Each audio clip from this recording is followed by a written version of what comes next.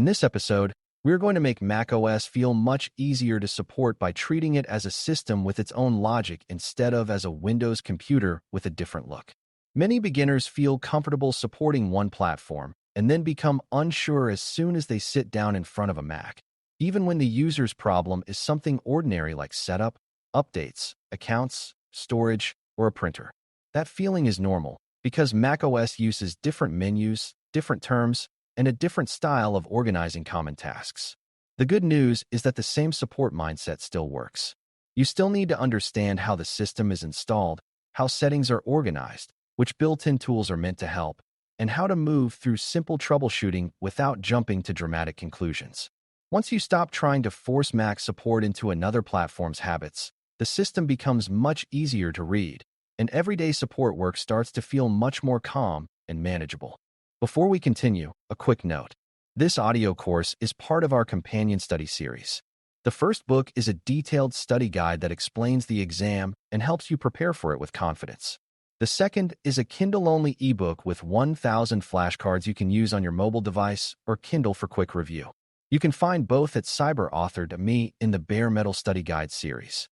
A good starting point is to understand what macOS is trying to be. Apple designs macOS to work closely with Apple hardware, and that close relationship shapes a lot of the support experience. On the positive side, there is often more consistency from one Mac to another than beginners expect when they come from environments with many different hardware makers. Many settings live in familiar places. The startup process follows a more controlled pattern, and built-in tools often feel more integrated into the system than separate utilities do on other platforms. At the same time, that tighter design means technicians should not assume they can approach every support task the same way they would on a more open platform. Mac support goes more smoothly when you learn the system on its own terms.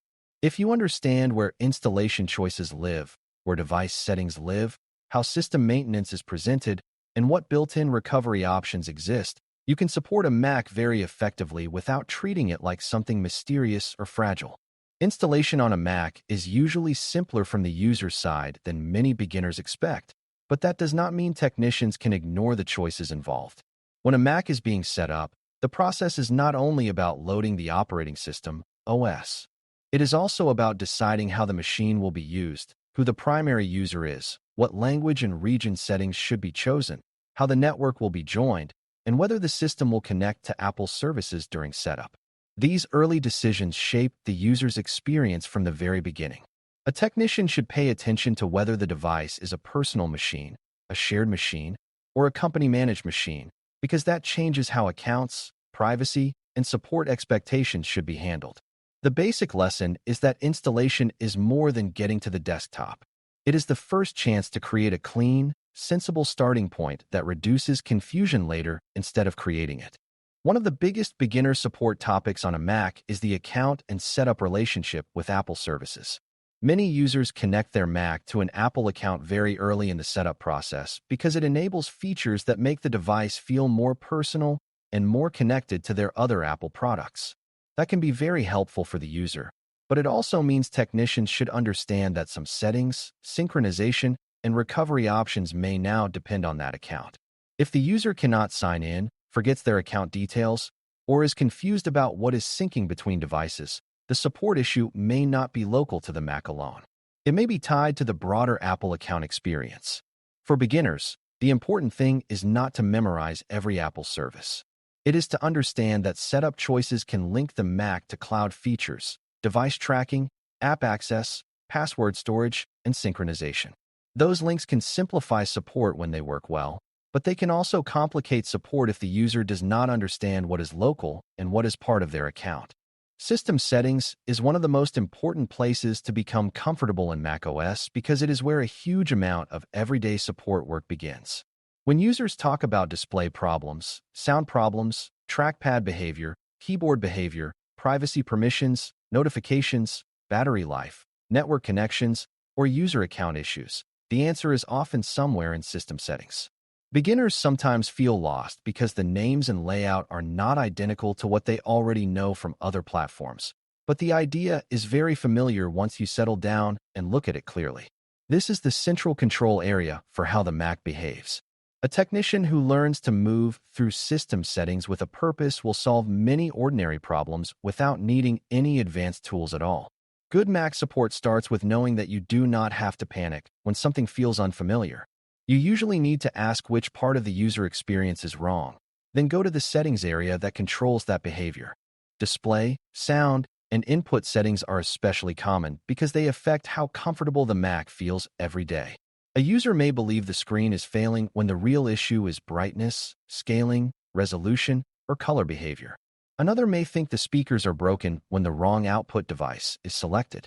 A laptop user may feel that typing or pointing is awkward because the trackpad, mouse speed, or keyboard behavior is not tuned to what feels normal for them. These are real support issues, even though they are not dramatic failures. A Mac can be technically healthy and still feel difficult to use if these settings are not right. That is why beginners should treat usability as part of normal support work, not as something separate from real troubleshooting. If the Mac is hard to read, hard to hear, hard to point with, or unpleasant to type on, the technician should think first about display, sound, trackpad, and keyboard settings before assuming the device itself is damaged. Network setup and wireless support also become much easier once you understand how macOS presents them. Most users want the Mac to join a wireless network, stay connected, and move between trusted locations without confusion. When that does not happen, beginners sometimes assume the wireless hardware has failed, even though the issue may be much simpler. The Mac may be connected to the wrong network, may be trying to reconnect to an older saved network, or may have a network setting that does not fit the current location. Wired connections, wireless settings, Bluetooth accessories, and nearby sharing features all live within a broader communication picture that technicians should understand as part of setup and maintenance. The lesson here is that network support on a Mac is not fundamentally different from support elsewhere. You still need to confirm the connection, understand the settings, and match the system's behavior to the place where the user is actually working. The difference is mostly in how macOS presents those options and how smoothly they often interact when correctly configured. Storage and system space are another major part of everyday Mac support because users often notice the result long before they understand the cause. A Mac may feel slow, fail to update, refuse to install an app, or stop syncing data smoothly because it is low on available space. Beginners can help a lot here by learning how macOS shows storage use and how to explain it in simple terms. The important point is that storage is not just a number. It affects whether the system has room to work normally. Documents, media, downloaded files, applications, and system data all compete for space, and a user may not realize how quickly that adds up over time. A technician who can calmly explain where space is being used and what categories matter most can turn a vague complaint about slowness into a very ordinary storage management conversation. That kind of support is valuable because users often assume the Mac is failing when the real issue is simply that it is too crowded to behave comfortably. Built-in maintenance on a Mac often feels quieter than on some other platforms, but that does not mean it is unimportant. Updates matter, restarts matter, and normal system care matters even when the system tries to hide complexity from the user. A technician should understand that keeping macOS current helps with security, stability, and compatibility, but the support choice is not just whether to update. It is also when to update and how prepared the user is for that change. Some updates are small, while others affect more visible parts of the system. If the user depends on a certain application, accessory, or workflow, that should be considered before major changes are applied. For beginners, the simple lesson is to avoid two extremes. Do not ignore updates as if they never matter, and do not rush them carelessly at the worst possible time. Good support means helping the user stay reasonably current in a way that respects the real work they need the Mac to do. Finder is another built-in tool that technicians need to understand because it shapes how users move through files, folders, external drives, network locations, and search results. If a user says they cannot find a file, thinks the drive is missing, or feels confused about where something was saved, Finder is often the first place to examine. Beginners should think of Finder as the main file and location workspace on a Mac. It helps users browse their storage, search for content, view connected devices, and organize material they use every day. That means support issues involving storage are often really Finder understanding issues. The file may still exist, but the user may not know how the system is presenting it. A drive may be connected, but not obvious in the way they expect. A search may be returning more results than they know how to interpret. Technicians who get comfortable in Finder can solve a surprising number of everyday calls without any deeper repair work, simply by helping the user see how the Mac is organizing the places and files they need. Disk utility is one of the most important built-in maintenance tools on macOS because it helps technicians understand and work with storage at a more structural level. While Finder is about the user's view of files and locations, disk utility is more about the health and layout of the storage itself. It can help reveal whether a drive is present, how it is formatted, and whether the system sees signs that the storage needs attention. For beginners, the value of disk utility is not in memorizing every option. It is in understanding when the tool becomes relevant. If an external drive is not acting normally, if the system is having trouble with storage-related tasks, or if a device is being prepared for reuse or reinstall work, disk utility is often the right place to look. It helps technicians move beyond vague user descriptions and see how the Mac itself understands the drive. That is very useful because storage problems often sound larger and stranger than they really are until you look at them through the right built-in tool. Activity Monitor gives macOS technicians a way to look at current system behavior instead of relying only on the user's feelings about performance. If the Mac seems slow, runs hot, drains battery quickly, or feels busy when nothing obvious is open, Activity Monitor can help show what the system is doing right now. Beginners should think of it as the place to ask which applications or processes are using system resources in the moment. That can help explain why the fan is active, why the battery is disappearing faster than expected, or why the computer feels sluggish.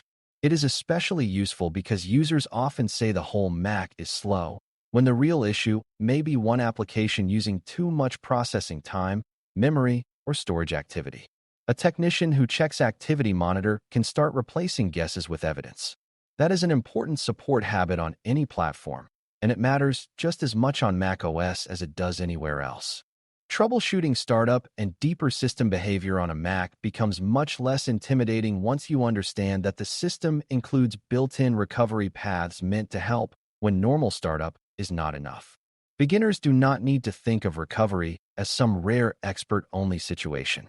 It is simply part of how the Mac supports repair, reinstall, and certain maintenance tasks when the standard desktop session is not available or not trustworthy enough. The details may vary depending on the hardware and version, but the main idea is stable.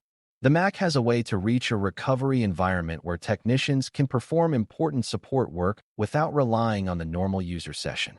That matters because some problems cannot be understood well from inside a damaged or unstable desktop. The support lesson is that recovery options are part of the platform, not a sign that everything is ruined. Knowing that they exist helps beginners stay calm and think in layers instead of assuming every startup issue means total failure. Everyday support workflows on a Mac often come down to a simple order of operations that keeps the technician from getting lost. First, understand the user's problem in plain language. Next, decide whether it sounds like a settings issue, an app issue, a storage issue, a network issue, or a broader system issue. Then use the built-in tools that match that category, such as system settings for behavior, Finder for file and location questions, Activity Monitor for current performance behavior, or disk utility for storage concerns. If the issue goes deeper, think about updates, restart behavior, account problems, or recovery options. This kind of workflow matters because beginners often open too many tools too fast. Mac support becomes easier when you slow down and match the tool to the kind of problem you are actually hearing. The system is not asking you to know everything at once. It is asking you to choose the next sensible place to look based on the clues you already have. A few beginner mistakes are worth clearing up because they create unnecessary stress early on. One common mistake is assuming that because macOS looks cleaner and more controlled, serious settings or maintenance questions must not exist. They do exist, and technicians still need to understand them. Another mistake is assuming that every unfamiliar term or menu means the Mac is harder to support than other systems. In many cases, it is only different, not harder. A third mistake is treating built-in tools as if they are only for emergencies. Finder, system settings, Activity Monitor, disk utility, update tools and recovery options are all normal parts of Mac support. The better mindset is to see them as a set of purpose-built helpers.